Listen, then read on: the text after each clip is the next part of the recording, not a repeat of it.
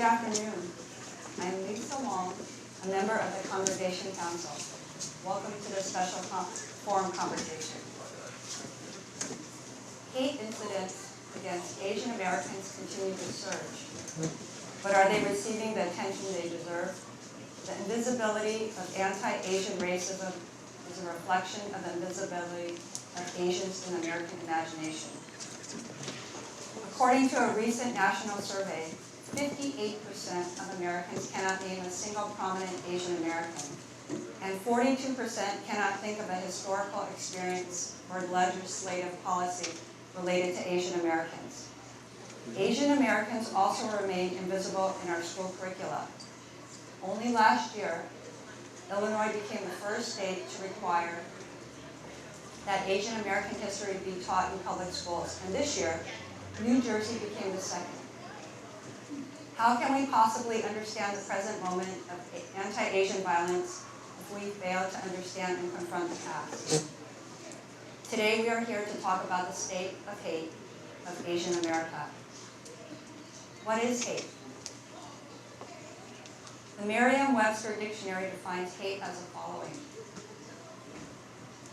an intense hostility and aversion, usually deriving from fear, anger, or sense of injury. An extreme dislike or disgust. A systematic and especially politically expression of prejudice, hostility, or animosity. We have gathered this panel to raise awareness regarding the invisibility of anti-Asian racism, hate crimes, and hate incidents. Please meet our distinguished guest, Reverend Fong. Undistinguished. Oh, maybe here in this place, yeah. I'm down the hill at Chinatown. Reverend Fong is a parish associate of the Presbyterian Church in Chinatown, which is the oldest Asian Pacific Islander church in America. He has also worked from 1990 to 2023 for the Chinatown Community Development Center, including serving as its executive director and since 2020 as its community ambassador. Born and raised in Chinatown, he is also the recipient of the White House Champion of Change Award during the Obama administration. Obama now, that's important.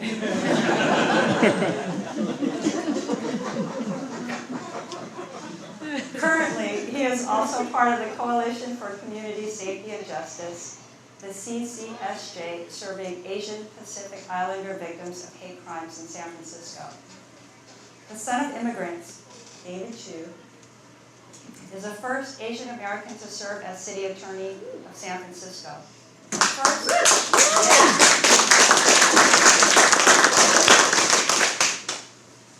The first Asian to represent Eastern San Francisco in the California State Assembly, and the first Asian as president of San Francisco's Board of Supervisors and to represent San Francisco's Chinatown. During his 7 years in the legislature, David authored 76 laws addressing a wide spectrum of issues, including housing, homelessness, transportation, education, environment, clean energy, health, public safety, and civil rights. That's distinct.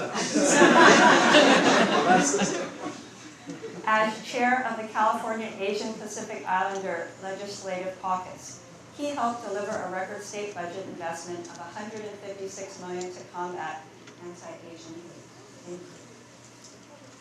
Hammad is a staff attorney and the National Security and Civil Rights Program Manager at the Asian Law Caucus. The ALC's NSCR program provides legal support to and advocates for the civil rights and liberties of Bay Area communities most vulnerable to the government's national security and counterterrorism policing infrastructure, including Arab, Middle Eastern, Muslim, and South Asian communities, Chinese and Chinese American communities, and other targeted groups. He has a master's degree in theological studies from Harvard Divinity School, in addition to his JD from UCLA School of Law. Wait, you're really? Less and less distinguished. Thank you for joining us all today.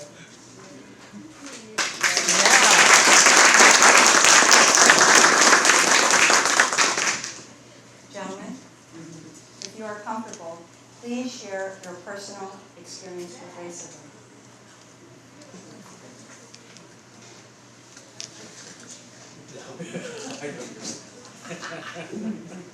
I'll go first. You should start first. Yeah, I'll start with the fun stuff first.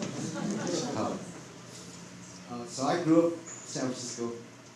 My mom was born and raised in San Francisco, Chinatown, 1919.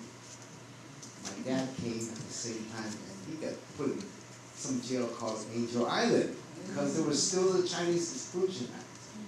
So I don't know about lawyers, but I wish we had you two to fight back then. What was the question again? Please share your personal experience with racism. So, a lot of people know already that, and I didn't tell it until all this hate stories came out.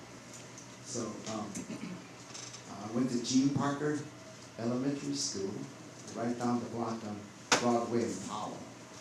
And I thought the world was Chinese anyway because there was segregation. So we all knew each other that grew up in China. Then I had to go to the Italian neighborhood, North Beach. And my first day, I got beat up by these kids that called themselves DACs, damn all Chinese. And it was the first time I felt so angry. I didn't cry. They water balloon tortured me, and they tied me up to this fence. St. Peter and Paul at a church, and maybe they were church kids. I don't know. But I'm a little kid, one of the most handsome kids of Chinatown. And all of a sudden, I felt ugly, and I didn't know why. And so you're a little kid and don't know about all the civil rights laws. So I got tortured, and then later cut up my throat. And then this guy. Those guys, I still can picture them. And they're old now, so I might not recognize them now. But because of that experience, though, I went home to my mom. I'm too embarrassed to tell any friends I got beat up. So I said, I hate Italians. I hate Italians.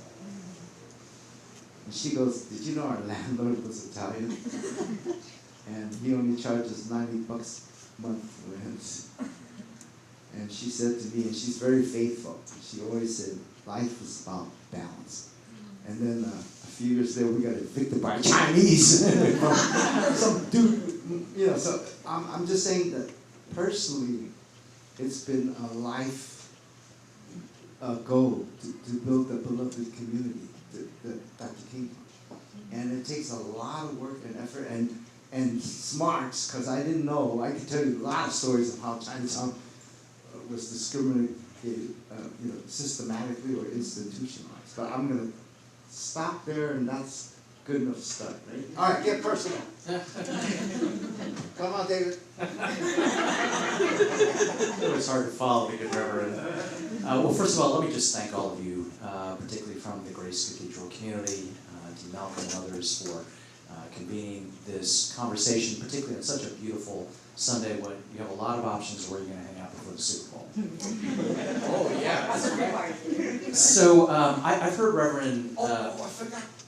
Yeah, he knows my line. I'm supposed to make you guys go turn to the person to your left and turn to the right and say, you're beautiful. That is our goal in life. You're beautiful. Thank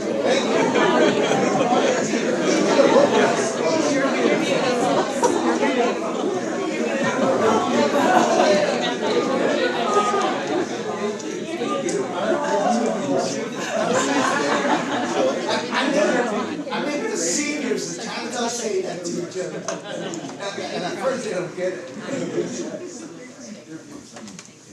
All right, I don't think we have to do anything more. Thank you for bringing it on. So I've heard Norman's story stories of when he was growing up, and I have to say, I think often about how we all experience historical times, different historical times, and we all have different perspectives based on where we came from.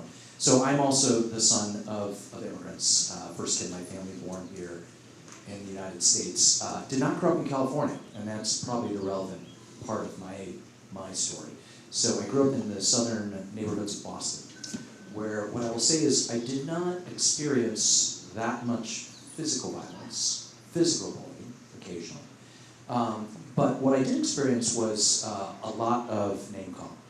And the racial slurs, I was called every racial slur that you can call an Asian person, not just a Chinese person, but an Asian person.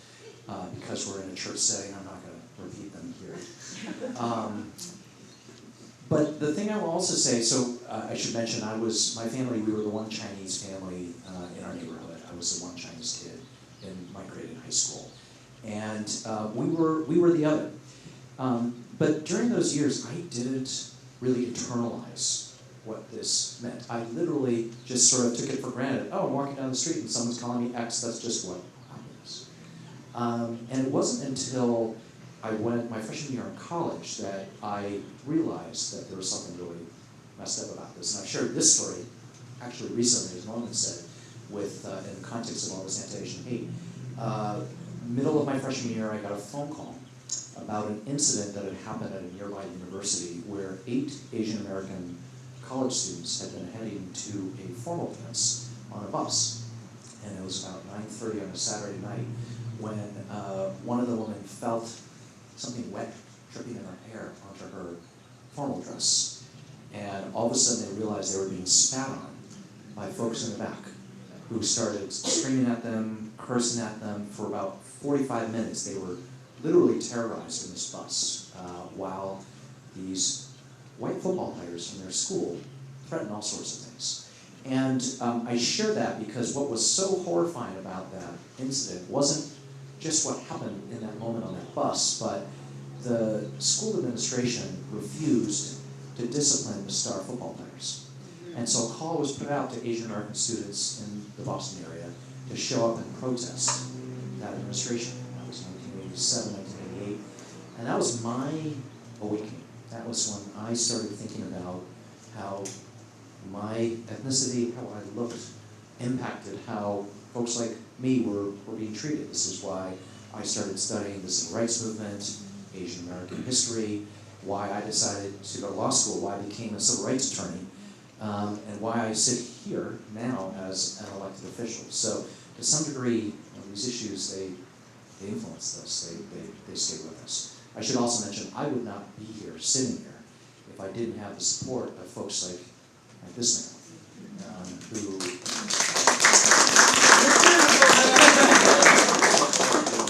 But the work that Reverend Fong has done in so many arenas, he honored me by asking me to join his board, some now You were my boss. 18 or 19 years ago. President of the board. And we are all connected in this struggle. Right. Hi everyone. Again, just echoing City Attorney's words of appreciation for just being here, and just a wonderful space that we have here to have this conversation, which I think is long overdue in many ways, but very important as well.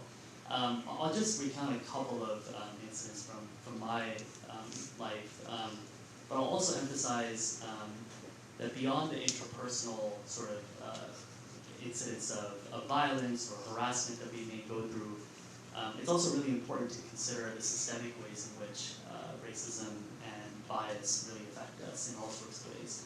That comes out in terms of outcomes, health, for instance, environmental issues that we deal with. Housing segregation has a long history, but also continues to this day. So that's really important to center. Really, I think my awakening, I began to come of age in, I think, civil rights consciousness right after 9/11. So not a surprise, right? As a Muslim American, you would imagine that would be the moment where I really came to know that my racial or religious or ethnic background will be used as a proxy for assuming criminality or assuming some sort of propensity to violence just on the basis of who I am, which frankly all marginalized communities have faced and been leveled with in some way, including Chinese American communities and other communities, of course. So the experiences that I had, we woke up, I grew up in the southern half of the state, so I grew up in Southern California. And so when we woke up to the news, my parents, as you can imagine, were terrified and actually prevented me from going to school. So told me that I can't go to school. When I went back the next day on September 12th, the very first period that I arrived, I was in high school, I was told that there were a group of students who were specifically looking for, quote, an Arab, and they were looking for me, for my name.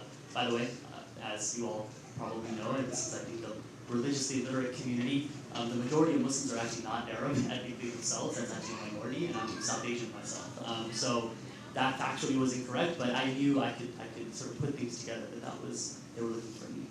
So that immediately sort of gave me this idea, or my first sort of notion of the chilling impacts of what it means to be associated with those who have perpetrated violence, just on the basis of my association, ethnically or religiously, with those individuals. But it actually went further, and when I arrived in my, and I'm going to mention this very intently, my French class, given what's been happening in France in relation to their Muslim populations, my French teacher explicitly asked me where I was the previous day, which I just found to be a terrible question even at that age. And when I explained that, I was about 14 years old, I said I was sick. And the response, thankfully he didn't say this in front of the whole class, but it was in front of others around me. Oh really, is that right? Maybe we should just send you back to Kabul instead.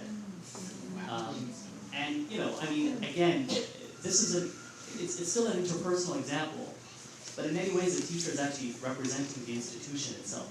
And that's what I mean by, what does it mean, what are the power dynamics at play here of a high schooler having to be subjected to that type of vilification and targeting by a representative of the institution itself. So that really sort of set the stage for me in terms of realizing, and by the way, I was intent on going to med school, South Asian, so I was going to go to med school. That's what I wanted to do. That was my parents' dream.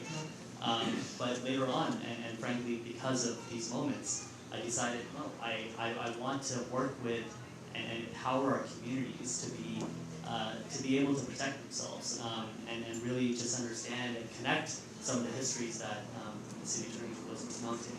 I think another just quick example that I'll mention is, you all remember the moment with then candidate Trump in December, I think, of 2015, when he signaled his intent to implement the Muslim ban. And he said something like, we need a prompt, hiatus or something on the influx or immigration of Muslim immigrants to this country. Now, I remember that was a really tough time, and connecting sort of the political rhetoric, which is connected to this conversation around what it means when political officials themselves are actually stoking the flames against an entire community, and that actually resulted in a direct sort of correlation to the rise in anti-Muslim and anti-Arab sentiment and hate violence that increased even beyond what we saw after 9/11. So that was really telling. But I, being Pakistani descent, I hadn't gone in years. Shortly after, I was actually traveling back to Pakistan. So in that moment, when I heard Trump say this, you can imagine that as a Muslim American, Pakistani American, I truly felt like, do I belong here, right? And that question pops up, do I really belong here? I know I do, right? In my heart of hearts, I know I do, and I know this community knows I do, and we all believe we belong here. But in that moment, I'm thinking to myself, do I belong here? And yet, when I was walking in the streets of Pakistan 2 weeks later, I remember a moment where one of my cousins looked at me and said, hey, everybody keeps looking at you as if like you're like not from here, like you're brown and you speak like just like us. And his mother said, well, yeah, he looks like he's not from here. He's from America.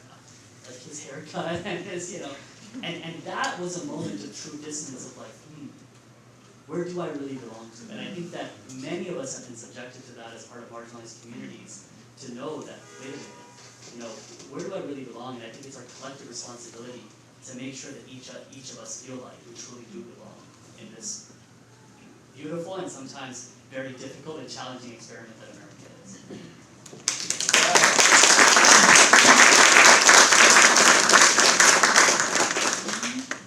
Now it's your time.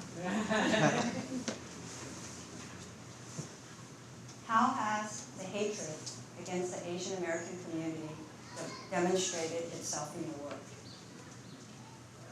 Give an example. Has there been a demonstrable increase in these incidents, or just an increase in awareness and reporting? Okie dokie. You got the stats right. Okay. Let's just see. When I had to do a funeral, this is about 13 years ago, we were anti punch out the Chinese and knock them over on this. What is that? Cathedral. Yeah, 3rd Street. And there was stuff on TV I didn't like, which painted it so negative as a black Asian thing.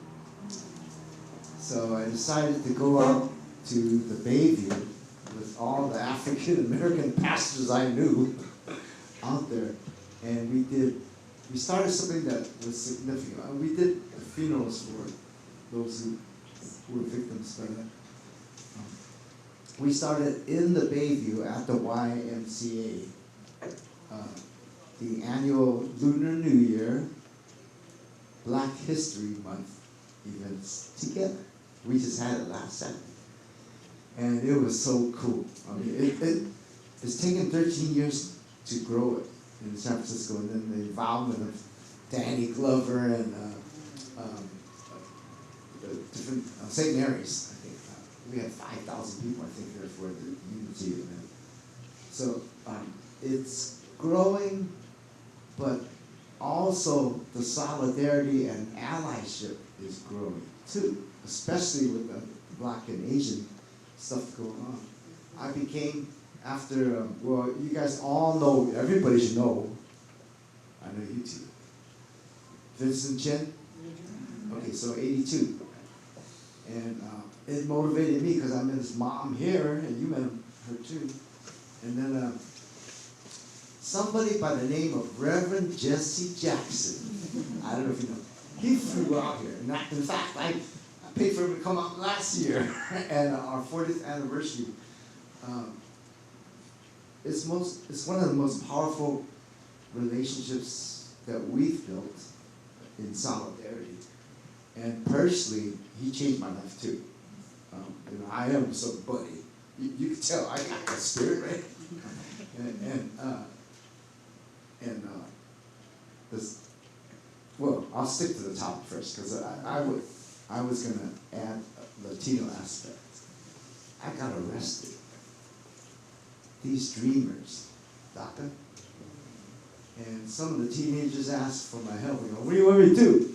Block the Chinatown bus, number 30 line. And that was like a call. I go, oh my gosh, it doesn't look good if I get arrested in Chinatown. But those dreamers compelled me to action, like why you're gathering here today. And I took a risk, and I blocked off the Chinese TV for my wife to see that day, because it looked pretty bad, man. But then I learned something about else. Talk is good, prayers are good, but sometimes action. And so I just want to say that Latino, Blacks, or Muslims were too. We have in our affordable housing a whole bunch of people, of families, single moms from Yemen. And they pushed me to action too, and we started the first iftar at City Hall, which is going to happen next week. So my world is, although it's been ugly in some ways through the eyes of hate, but through the eyes of God and love, there's all kind of possibilities. And David, you're supposed to remind me, but the Italians, the ones that pick me up, I'm not sure if they were there, but I went to the Italian club, and I said, you guys picked me up when I was a kid, and I was wearing my collar. this stuff works. Okay. Come on, you guys are sitting on the hill, like, you know, you are somebody like so I said, I'm gonna fair fight, because you guys were older than me and beat me up. So they're scared too, I can tell. I was trying to hide my life, my smile, Tommy. And then I said, I want a fair fight.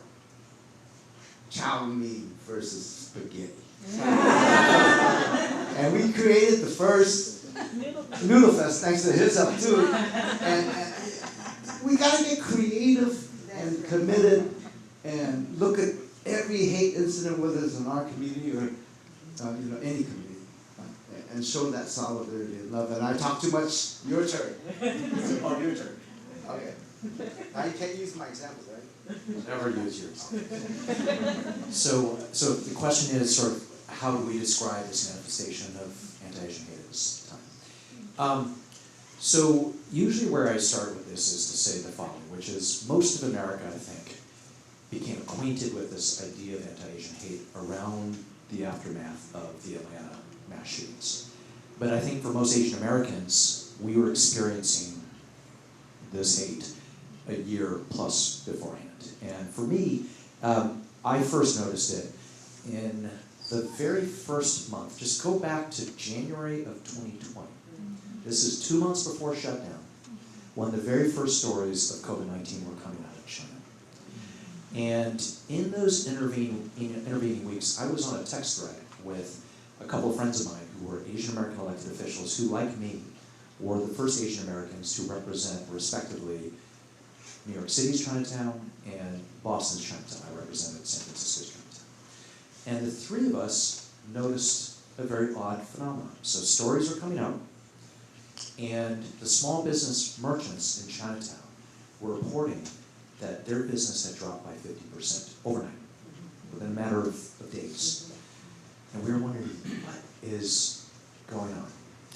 And then a couple weeks later, there was an Asian senior who was collecting cans in the Baby, which is a neighborhood I live in, who was attacked. It was vicious, and we thought, captured on videotape, oh wow, very disturbing. A whole bunch of us went out to talk about that. And then a few days later, there was a woman who was walking in the Stockton Tunnel, just right around the corner. She was mugged, dragged, also caught on video. And that began the floodgate that we know. Lisa's asked for some statistics, and for the first time in the last couple of years, statistics have been collected. In the first 2 years of the pandemic, we're now obviously 30 or plus, in the first 2 years, Stop AAPI Hate documented over 12,000 incidents of anti-Asian hate. I think the stat is in San Francisco is a 600% increase above what we had seen.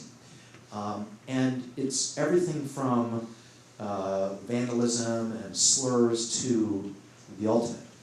Grandpa Bicha, for those of you who may know this story, who was a grandfather who was walking in the morning, going to visit his daughter and their family. One hit to the head, knocked to the ground, and he died. And so many stories like that, as you all know, around the country. Many of these incidents targeting seniors. 2/3 of these incidents targeting women. And really reflecting kind of what you can imagine, the manifestation of hate and discrimination in all forms, right? Happening in retail big box environments, happening on train platforms, happening in the streets, happening in the schools, in the classrooms. But let me say this, this all happened. I have to admit, I moved to San Francisco because I have always viewed California as the golden land, right? This is literally supposed to be the place of tolerance and love. And it is compared, from a comparative standpoint. But there is so much, as I think everyone knows, rooted in our history that is very representative of what we're experiencing today, right? Everyone knows about the Chinese Exclusion Act, Japanese American internment in California. We talk about 9/11. We talk about Vincent Chin as your city attorney. I've spent some time digging into the Asian American legal history a lot of which was based right here in San Francisco. It used to be that if you wanted to run a laundromat here in San Francisco, a century and a half ago, mostly run by Chinese Americans, the San Francisco Board of Supervisors that I served on tried to prevent Chinese Americans from actually owning their place of employment, being able to run those laundromats, the Woke's. Spring Valley Elementary School, just close by. There was an attempt in the 19th century to keep Chinese kids out of that school. There's case law in California involving the murder of a Chinese individual, and the California Supreme Court said, because the only witnesses were Chinese, you can't convict someone of a murder, because that is not enough. You have to be white to have credible testimony in a case. And this is our state of California. So to some degree, as we all know, this racism, this hatred is deep-seated. There's something in our American psyche that has permeated, and I will just say this, and we've said it before, a former so-called president who would read these COVID-19 reports and talk about Kung Flu and Chinese virus, he unleashed something amongst his supporters that we have not yet been able to put back. And I'm going to end with this, because Norman was talking about the importance of cross-cultural work. We talk a lot about anti-Asian hate, but if you look at the hate statistics, they are just as disturbing in every category. Anti-black, not racism, violence that is happening, has seen the same skyrocketing, horrific levels comparative to what we are experiencing in the Asian community. The Jewish community, anti-Semitism, the LGBT community. A couple of years ago, before this spike in anti-Asian hate, I was visited by the Muslim community, because there have not been, until this past election, anyone of Muslim descent in our California state legislature. And I was given a report that was done in classrooms in California. 2017, over half of all Muslim kids in a K-12 environment in California have been significantly bullied in the classroom. We had testimony of third-grade girls who had hijabs ripped off their heads in California in 2017, of young boys who were beaten, right? This is happening just a few years ago, before all of this. So again, we are very much focused and need to do work around anti-Asian hate, but there's also this broader conversation of the hatred of others. Right. Joe. Yeah, as someone from the Asian Law Caucus, our organization, of course, is committed to, and the core really, in terms of who our constituents are, is low income and immigrant Asian Americans, obviously. But one thing, as we've stepped into a position of providing support, and there's all sorts of ways in which non-governmental organizations fill very, very key gaps, right? So, the city attorney was just mentioning Stop AAPI hate. There's a number, as you know, city attorney, there's a number of incidents that take place that don't even rise to the level of being charged as a criminal under the criminal penal code, right? And so, and then there's a separate conversation around how should we be going about trying to address this issue, really in a way that centers, I think, the ideas of, in a church setting, religious setting, the ideas of mercy, the ideas of redemption, the idea of rehabilitation, what that actually looks like. So is that really through just the lens of the criminal justice system? What are we actually doing? Are we sort of exponentially expanding the problems rather than sort of addressing them? I think that's really important for us to consider. But the majority of incidents actually don't even rise to the level of criminality. And so that's something that we really need to recognize, and that's where I think nonprofit institutions, CCDC, others really come in. So I think one of the things that we've been committed to, and my colleague Carl Takei was supposed to be here, unfortunately he has been sick with COVID, and as someone who's gone through it several months ago, I thought I'd step in and give him some relief, and so He owes you big time. I wish Carl was here because he could speak really sort of more accurately to this work. But something that Asian Law Caucus has been committed to is exploring what transformative justice looks like on this issue. And of course, that's not to say that there shouldn't be accountability. That's not to say that violence, hatred, race-motivated or bias-based hatred is not a problem. Again, I come from a community that has been targeted for years, and really, and I was going to say as well, this issue, whether with respect to East Asian Americans or Southeast Asians or Muslim Americans, dates back far further than 5 years. This city itself in the 1800s, in the 1880s, I think it was, actually created what was called a vice map of Chinatown. I don't know if any of you have heard of this, but it was a map that was motivated by this idea, by this sort of stereotypical idea that this particular immigrant community is just up to no good. That how do we actually police them? How do we actually map out exactly where their quote-unquote vice dens are? When in fact they were just associations. They were just sort of organizations that were coming together to be able to provide support to each other. The Tocqueville idea, right? Coming together. The Tongs, right? To be able to come together. So it's really important, I think, to recognize that we need to be able to come up with ways in which all of our organizations and our civil society organizations can come together to be able to support San Franciscans. And so really the idea of transformative justice is something that we're exploring. So we're doing two things, Asian Law Caucus. First, we're trying to come up with a way that victims can navigate the system. Just to be able to find support, to be able to find mental health support if they are victims of a crime, and even the California Victims Compensation Bureau. That's a complicated sort of bureaucracy to navigate, and we want to make sure that we're providing the support for systems navigation. And the other element is transformative justice, to be able to come together with the DA's office, with the city, and with restorative justice organizations. And Asian Law Caucus, of course, is the largest Asian American civil rights organization in the country, being based in San Francisco. We feel like we're in a unique position to be able to bridge those gaps and to really rethink the conversation of what does it look like to actually create safety in our communities. I'll give you a quick example that's very current. In Texas, they've actually proposed a law that would bar Chinese nationals, Russian nationals, Iranian nationals from owning land.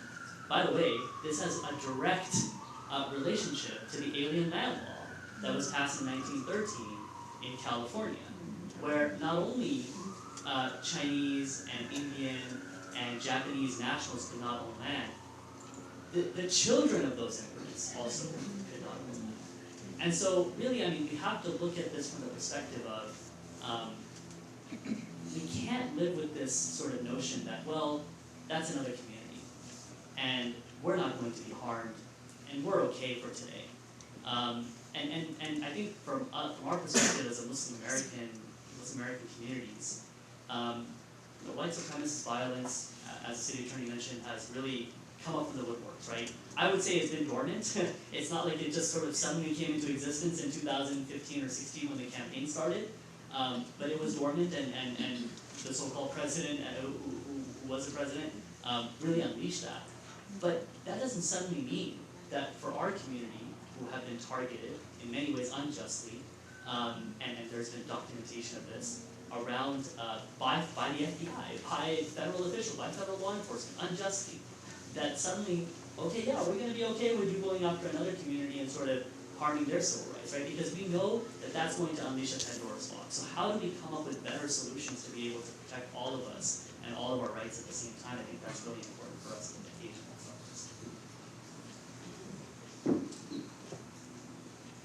What is your agency doing specifically to ensure and increase the safety of the Asian American community, especially vulnerable Asians? Okay, try to be fast. Too much to do. So I'm with the Coalition for Community Safety and Justice. They work with all the victims of hate crimes in San Francisco, Chinese speaking, and we have people out in Half Moon Bay right now assigned. And from the city, whether it's police department, DA, whatever, they refer the victims right away to our coalition, and we have some funds, victim funds, to deal directly with that. On the bigger level, it's true. Most of our tenants, we work with 5,000 affordable housing tenants, and some, everybody knows SRO, right? Okay, single room occupancy. So the seniors that are hiding in their room, what are you gonna do? What are you gonna do? Because of COVID, and that's when it started. And we got different churches, different community groups, and they donated money towards a fund to feed the seniors in their room, so they don't have to share the community kitchen or the bathrooms. They don't have their own bathrooms too. Yeah, I mean, half of Chinatown live in SROs. People talk about poverty and all these other neighborhoods. Raise your hand if you have your own toilet. So right here, Chinatown is one of the most poor neighborhoods in the whole country. It's second most density. So add hate to it, and I really can't understand why people beat on seniors. I do. And so organizing through our church, we've come. I should talk about my church. It's kind of embarrassing. I'm talking about my church. My church, Presbyterian Church, oldest Asian church. We've been dealing with this stuff for a long time. We're used to doing stuff ourselves, and that's a stereotype too that kills us. But slowly, as I started working at Chinatown Community Development Center, CCDC, remember that? We do affordable housing. We rebuilt the International Hotel while the Filipinos lost Manila Town. We are trying to save these single room occupancy because they're affordable, and there's no Chinatown if Chinese don't even live there. Just we're the oldest Chinatown, and so we connect all the dots in a different way. You want to stop hate? Well, you have to eliminate poverty first. That's our new mantra with the Presbyterian Church is, and we talked about it today, this morning, and Calvary should be talking about it too. Matthew 25. Nationally, we're called the Matthew 25 Church now. Blessed are the poor and all that. But we came. Sorry, this is not church. Okay, but the three mantras are, and every church in the Presbyterian Church in America now is including studying Asian American history. That's one of the big ones. Dismantling racism and addressing systemic poverty. Now that's now church talk. It's not just the lawyers talking. This is like, okay, every congregation has to study about systemic racism now? No. So I'm talking too much about it. There's a zillion things we can do, whether it's donating to CCSJ Victims Fund, donating to self-help for the elderly, who created an escort fund so they're scared to go out. So, and there's plenty more. And advocacy. I learned this from lawyers. I became a minister in '81, and then I went to CCDC and I learned, I want change. Okay, I had to learn that there's so many planning policies that hurt our community. Institutional racism in many different ways. So I stole 2 attorneys from Asian Law Caucus to start working with me back in the 80s. Right, you gotta have lawyers and ministers both at any nonprofit. But anyway, my biggest fight was in 1990. I have ideas of being the greatest Chinatown minister ever, and everyone always measures you by your youth. If you ain't got youth there, man, what are you doing to change the world? So I met with the youth from Galileo High School and asked them, what do you want to change about Chinatown? And they said they couldn't stand the smell in our alleyways and all that junk there. then the next year, that's why I need lawyers. I did not know that San Francisco continues to be institutionally racist on what streets get cleaned. So we had to create a Chinatown master plan, present to the city's planning department, and change the laws, because they hid behind this rule that alleyways have to be so wide, so it's not considered a city street, and therefore we don't clean it. But we have to let cars go through. So that's an example of changing laws, changing curriculum, and showing the love and spirit, always thinking globally is really important. But I really love it that our church and the Japantown Church fought and won to get the whole Congress of our church, it's called the General Assembly, to adopt the resolution to study Asian American hate and confront. So we've done that. Okay, yeah. What? No cheers? Come on! What's your church gonna do? Come on! Okay. Just a moment. We have a tradition at the forum of taking questions from the audience. If you have a question for us, please fill out a card and pass it to Rebecca. And Heidi will give you 2 of those questions. I'll go get Rebecca. Dave, do you want to continue? So as far as what I have been focused on, I would say 2 things. Resources and alignment. And let me talk about both in turn. So resources.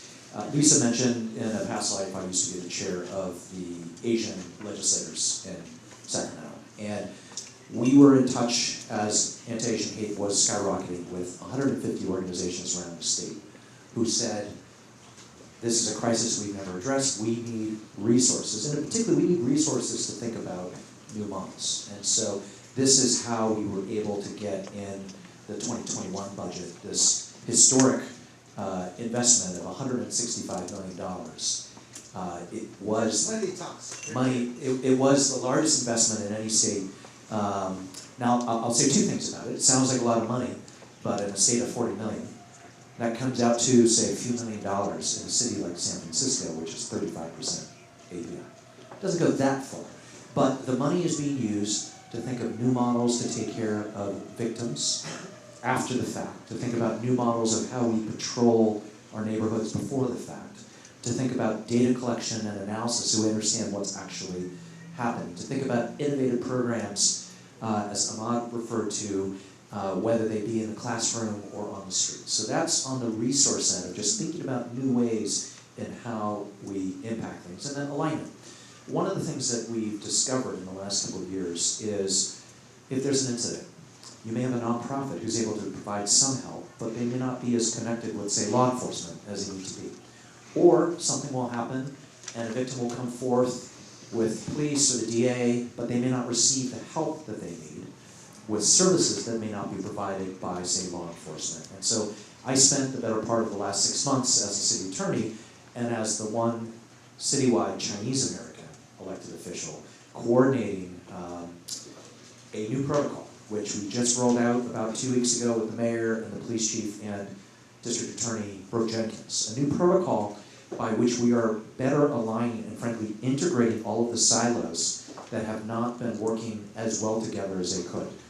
Community-based nonprofit organizations, the various government programs that are out there, what the police do when it comes to hate incidents, what the district attorney does, and making sure that there's communication, that victims and survivors are being helped by everyone at the same time, because what has happened is, in the past is you'd have a victim who touched base with one person or one entity and failure to really follow through and get that person victim compensation, mental health services, language accessible services, getting them to make sure there's adequate follow-up investigation, et cetera, et cetera. So we are working hard to integrate that. But at the end of the day, one thing I will also mention is just the importance of engaging with the broader community in this conversation, because when it comes to keeping us safe, we can't leave it up to an individual victim or a police officer or precinct. We're safer when we're all working together, all eyes on the streets. The line we often say in our community is that if you see something, say something. We all have to be defenders of safety. I was going to No, absolutely, please go ahead. Thank you for this question. The Cathedral Social Justice Group is developing our policy and advocacy agenda for 2023. Are there issues and concerns and pieces of legislation that you would recommend we put on our watch list? Well, I'm glad you have a social justice committee. I want you two. Two. All right. Yeah. Well, in terms of civic, what's hot in the books for laws, you guys go. And then I'll go after.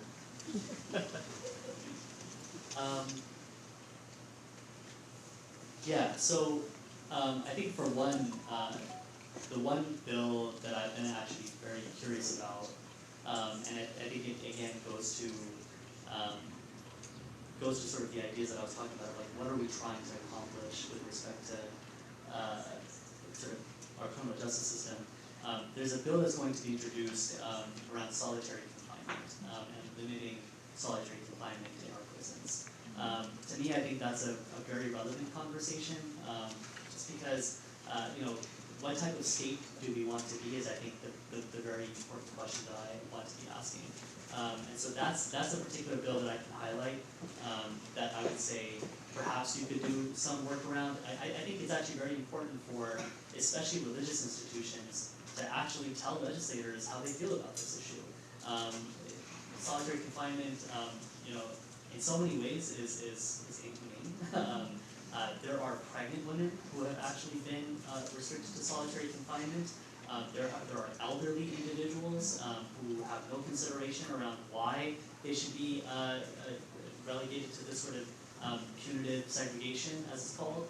And I think, so on our end, I'll just quickly say that I work with a similar community in Sacramento, that's where I live. It's called the Tabia Institute. It's a Muslim institution. And we're actually thinking about how not only to sort of get community members engaged on this issue, but actually from a religious perspective, have some of our religious leaders talk about why exactly this is spiritually demeaning. So for instance, I'll give you an example. Islam is many religions are, Islam is a very communal religion. The Reverend just mentioned the iftar. If any of you are familiar with what iftars are, that's the breaking of the fast during Ramadan. I mean, it's a very festive atmosphere, even though we've been hungry for like 16 hours, right? And it's the idea of, okay, we're going to eat soon, that makes us excited. But just to be able to come together, you can imagine someone who is practicing Muslim or practices a particular faith and restricted to solitary confinement, especially at an elderly age, what that actually means for them in terms of their spirit. So again, what are we trying to accomplish? If we're trying to accomplish spiritual rehabilitation in some sense, I know that there's a demarcation between the secular and the religious in our governmental system. I think that for me is a relevant question. So, and I just bring that example just to say there are many such bills that might be coming up, right? Another very quick one that just came to mind.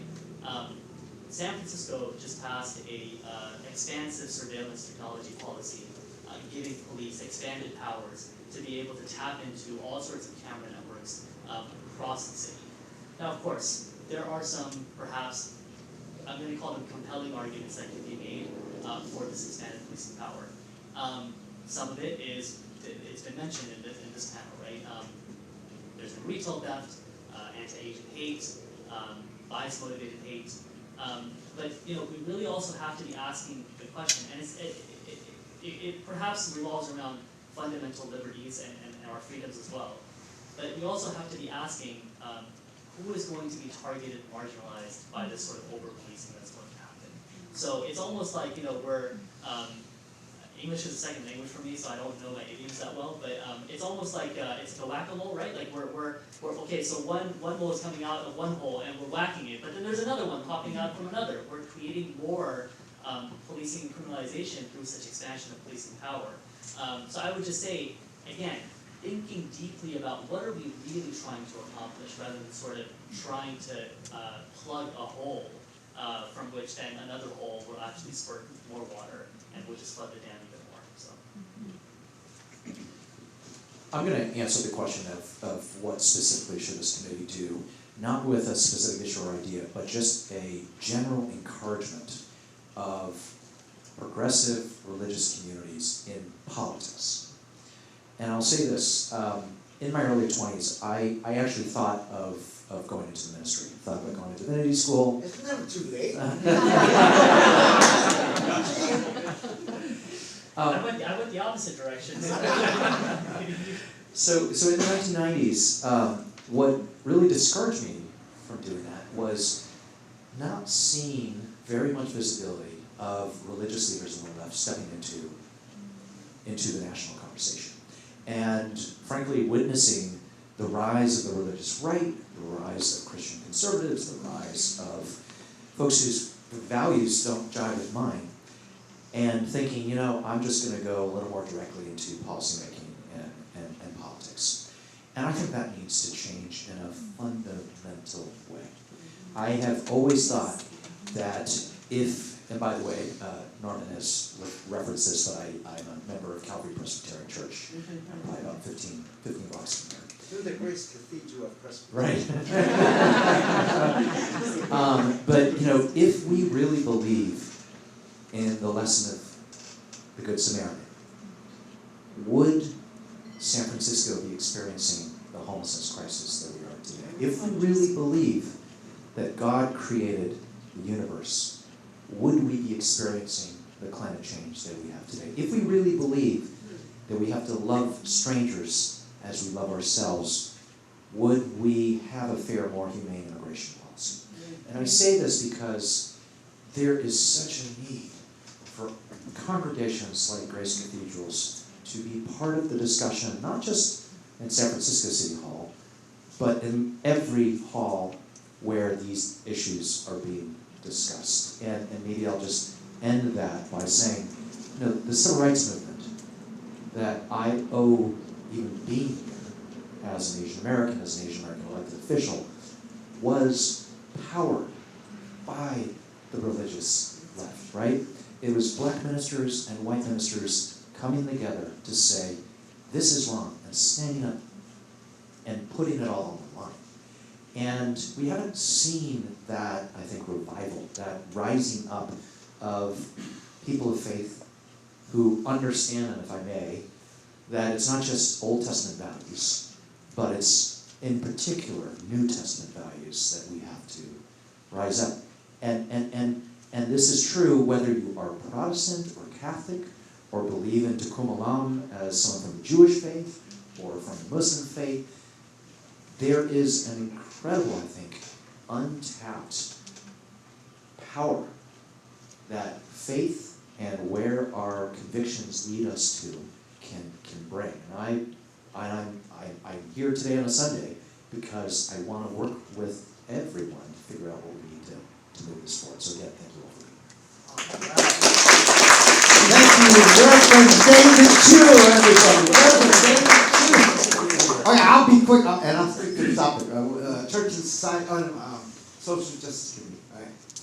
So, number one follow-up: if you want to get involved with Chinatown at all, just watch Chinatown Rising. It's the story of our church leading the fight for the first redevelopment project in Chinatown. Okay.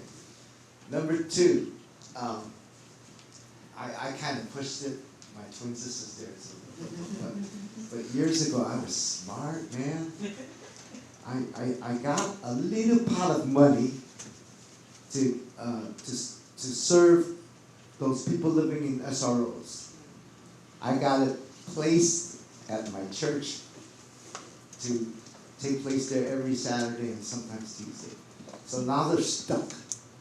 They've met, you know, everyone talks about how can I directly work with people, grassroots and Chinese speaking, whatever. So we have an SRO food program, and everybody comes, man.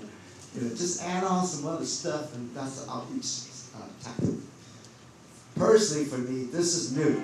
I'm going in a couple of weeks.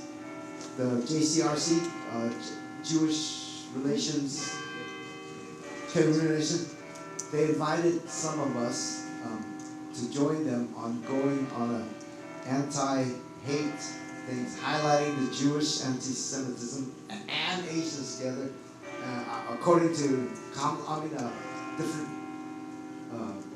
congressional leaders. This is the first one. So joining together, solid allyship is very important. I'm looking forward to that, and I'm going to learn more about do so. And then finally, there's an action that the Interfaith Council, I'm on the San Francisco Interfaith Council, we met with the Marin County and Contra Costa. What can we do? Just like today. So we got 10 grand to do PSAs in the Bay Area. And why do we need PSA? So we want to impact the media of the Bay Area. And so it cost 10 grand to get a film crew, my gosh. But check it out, it's gonna come out in a month or two. And it's basically religious leaders standing together, Buddhist, Muslim, different groups, and we're just saying we all belong. And it puts a human face on the issue, but I get to narrate the Asian hate section. I did it with a smile, man. The filmmakers love me so much they want me to do another one. Ow, baby, it could be a new career. You take my job, minister, and I'll be some movie star or something. Is that it? Thank you again to Norman, David, Hammad, and all of you for taking the time to meet with us today, Super Bowl Sunday. I also want to acknowledge Professor Heidi Ho, board members Clement Jouet and Art Yi, who without their collaboration, this forum would not have been possible. Thank you to Katie Kwan for bringing an educational game to raise awareness of Asian American history. I will thank her personally. And a special thank you to Rebecca for organizing and logistical support. Thank you again.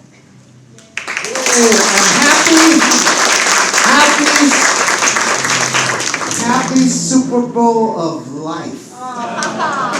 Love and hate, and who's going to overcome? Love will overcome. Okay.